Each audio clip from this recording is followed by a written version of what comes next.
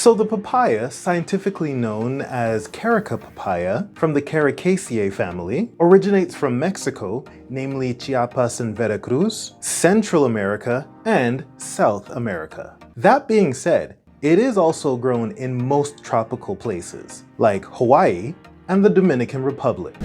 According to everydayhealth.com, the papaya was taken to the Caribbean by the indigenous. Later, it made its way to Europe and the Pacific Islands. And after that, it was introduced to Hawaii in the 1800s. The papaya is a tropical fruit with sweet reddish-orange flesh and have edible seeds that have a peppery taste. They grow on perennial trees that can reach up to 30 feet tall and have a spread of 15 feet. The tree's palmate leaves can grow as wide as 3 feet. Did you know male papaya trees have clusters of thin tubular flowers growing at the end of stalks? These flowers have both the stamen, the male organ, and the pistil, the female organ. However, the pistil isn't functional, which means it can't produce any fruit. However, the tree may change gender temporarily if there is a rise in temperature. At this point, it's possible to be pollinated and produce fruit. Fascinating.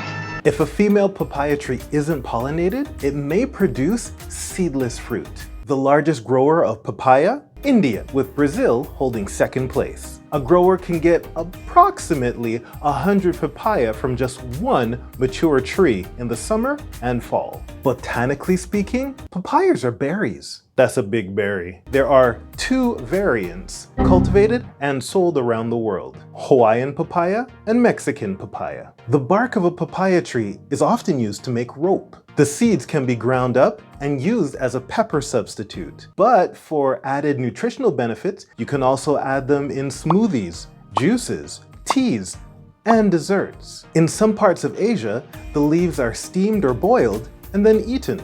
In just 140 grams of papaya, you will find 55 calories, 1 gram of protein, 0 grams of fat, 3 grams of fiber, and 14 grams of carbs. But of course, you can't forget that they also contain things like zinc, calcium, magnesium, and potassium, and vitamins A, C, E, and K. The papaya may help in improving digestion, protecting your eyes, fighting inflammation, and it may also help in lowering blood sugar if you have type 2 diabetes.